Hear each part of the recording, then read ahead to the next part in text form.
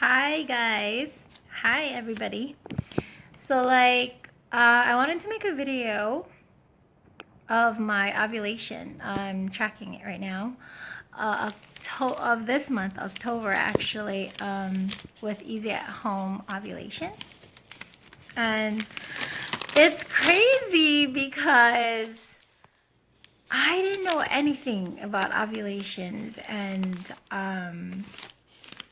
like tracking it and BBT and all that stuff until 2 months ago, August. Yeah. Or actually like the end of July or something. Because I stopped using birth control January of this year. And I was like, all right, if it happens, it happens. It's kind of like back then, like I feel so old saying it, like, but with my first child, she's 14 now, she's in high school. And her name's Carly, and what I did was just get off the birth control. And yeah, if it happens, it happens, because I was told in school, it was like, if you have unprotected intercourse, then you get pregnant, blah blah blah, all that stuff. I didn't learn anything about, like, ovulations and stuff. So, and back then it was just like flip phones, and I'm sure there was internet, of course, but I don't know. It's crazy. But like, the thing is, when I stopped January, I was just thinking that. I'm like, all right, if it happens, it happens. And so in July, one of my coworkers, she was trying to get pregnant for over a year. And I was just like, oh, me too, And it's crazy because, like, she got pregnant like 2 weeks after she said that. And I was just kind of like, I was so happy for her. But at the same time, for me, I was just like, I want a baby now, right? I know Will wanted, I wasn't even thinking of having a baby anymore because my youngest, she's going to be 9 in November 1st. And it's like, oh my God, like, I'm I'm old. I'm 36. I'm gonna be 36 November 7, and it's like, I mean, I forget it. Anyways, so like, Will wants a baby. His aunt wants a baby. So I'm like, all right. And now I'm just kind of like, now that I've learned about all these ovulations and stuff like that on YouTube and Googling, like, thank goodness for internet. I think it's amazing. Okay, so the point is that my friend got pregnant, and so then I really, really wanted to have a baby. But so one thing about me is, when I want something, I want it, and I'm gonna try to get it, and it's like, so like with me, when I get pregnant, for some reason, like, I don't know what it is, but I always lose when I'm trying. Like, I would lose the baby after 2 months or 3.5, or sometimes chemical pregnancies. It's kind of like what happened with my last video. I was actually 3 days, when I posted that, 3 days late. And I called my doctor that day, and I'm like, hey, I'm 3 days late. And she's like, do you have any positives? And I'm like, there's faint. But she was like, all right, I need you to come in on October 4th. And I'm like, all right, like, I'll, see you guys at 12 p.m., whatever. So I made that appointment on that day. But like, I tested, and then I got a faint, and then it was like positive, dark positive, dark positive, and then it started to fade. And I'm like, oh my God, I already know what's happening. So I already knew, because even when I was trying to conceive Abigail, my youngest, I had about, I think, 4 or 5 miscarriages before, it finally Abigail. Yeah, some of my pregnancies were like 3.5. I don't know. Doctors just doesn't know why that happens. It's just my body, I guess. It's not my fault. They always say that because you always blame yourself, you know, and really it's not. Like, you really can't stop a miscarriage. Okay, so anyways, what was I talking about? Okay, so right, I made that appointment. And so when I was getting ready on October 4th, like around 10 a.m., like 2 days before that though, I was cramping so bad, and when the lines were fading, I already knew. You kind of have that feeling, especially if you've been through it so many times. And yeah, so I started bleeding that day, and I went in and they got my blood work and everything. The next day I got my results, and yeah, they said that there was HCG there and it was very low. And they told me the same thing, to just kind of relax and try again in a month or two, but I'm very stubborn. I'm always like trying as soon as I'm good, you know.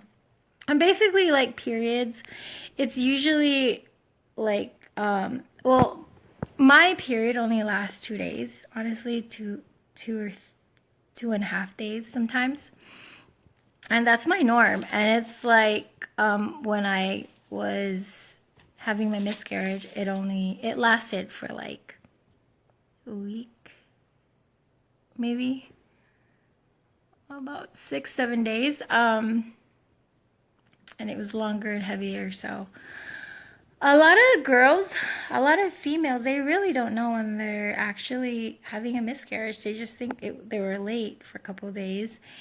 And because I test so much, I caught it, you know. So it's kind of bad when you test a lot, just because then you get that positive and then it just kind of fades away, and it's very heartbreaking. But so that's what happened on my last video. If you guys didn't read the description, I wrote it there and everything. I kind of wanted to just kind of talk about it, just because I feel like I have to say what happened.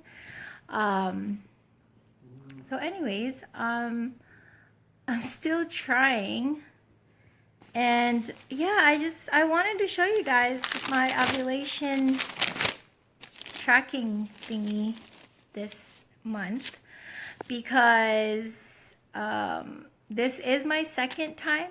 My first time, everything was low, and I called that number in the box because I was like, hey, I'm not ovulating, but I got pregnant anyway. So it's they told me that when you're first trying to conceive with the app and everything, the app needs to know your body and stuff, or something like that, like when you're ovulating, when's your highest, when's your lowest.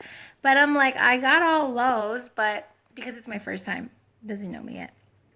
But I don't go, honestly, I don't go by the numbers or the high and peak when it tells you that on the app, because I just kind of like baby dance when it's the darkest, or when you think it's like as dark as the control line. That's just what I did, because I couldn't find the highest or the peak.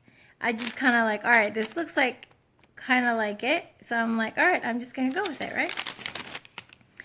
And because I've learned about ovulations, and I already knew that my cycles last 26 to 28 days, just because in August, I didn't try. I was just like, all right, I'm just gonna do this. And even before that, it was like every 28 days. And but in August, it was 26 cycles. So yeah, the app tells me like when it's my day, my ovulation day, gives me that idea. But that doesn't mean that's the real time, you know, to baby dance. But anyways, so I got this kit, and everything was low. I didn't find it, but still I got pregnant. So crazy. All right, so I'm gonna show you guys my ovulation. This is Lou, by the way. Okay, I'm gonna show you guys my ovulation predictor kit. Oh, and by the way, when I found out that I had chemical pregnancy, I was really sad. It doesn't look like, you know, I'm sad or whatever, but I was crying. I know there wasn't a heartbeat or anything, but it's, you know, just, it's still a baby, no matter what. And the thing is, I've been through it so much back in the past to where you just gotta think positive, you know. When it happens, it happens. Like Will says, God has plans for everything. So like, I don't know what I would do without him. Like he's been there so much. I love that man so much. And he's always there with everything that I've been through. Sorry. What is that saying? This too shall pass. So like, whether it's the hardest day of your life or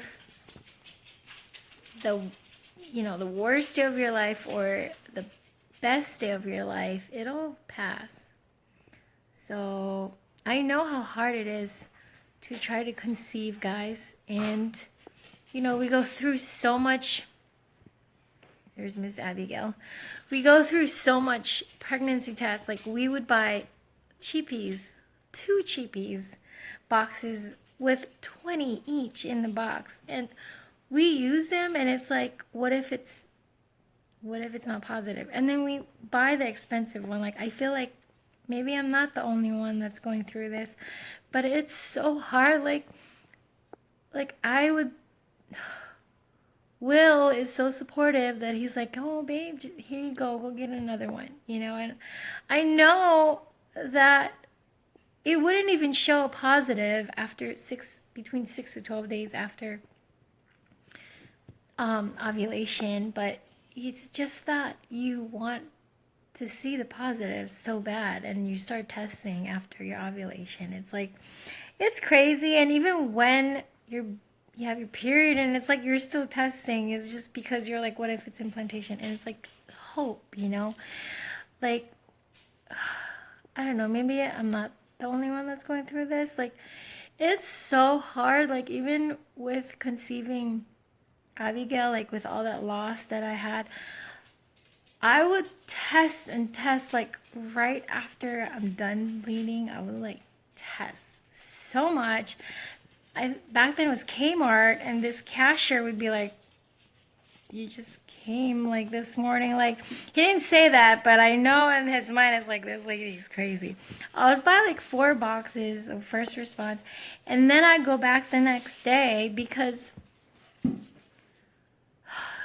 just want that positive.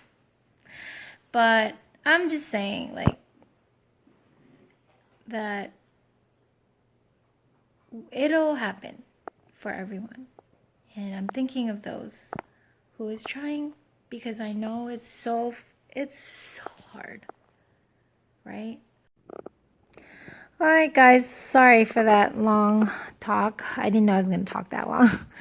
Anyway, so this is my TTC for October, trying to conceive, my journal. And I'm using the Easy at Home Ovulation Kit. And these are my cycle dates right here. And this is the date of October. And this is when I bled after my chemical, which was, yeah, this is actually, I was still spotting right here, but it wasn't as much as this day. As you can see, it was about 6 to 7 days. Usually my period only lasts 2 days or 3 days. All right, so here we go. The hearts are for when baby dance, and this is crazy because I know the rules for it. You know, it's like tests between 10 a.m. to like afternoon or the evening or whatever. But like I noticed that a lot of the TTC videos on YouTube, they actually test morning and night, and they always find their peak when they do that. All right, so anyways, and this day, October 12th, cycle day 9, I actually thought that this was the same as that. Like I said, I don't go by the numbers, but the app did say hi. And then that night, and I'm like, all right, maybe I'm ovulating early. Just because I didn't know when I'm ovulating, because like my cycle last month was 37. It was pretty long. So thank God for these strips, because I honestly wouldn't know. Okay, so like that night it was low. And it's so weird because the app turned to peak. Okay, so it was peak for a while because I kept testing because I'm like, there's no way that's my peak.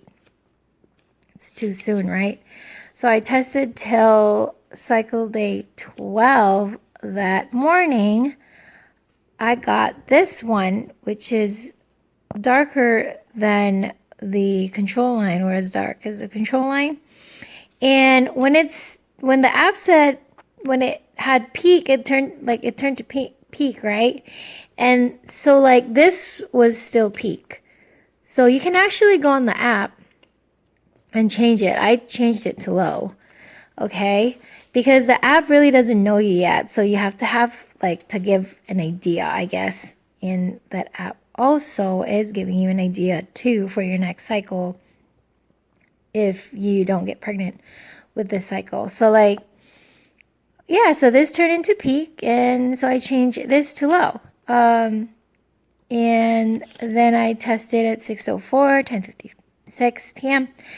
and it was all high. And then the very next morning on cycle day 13, October 16th, it was low.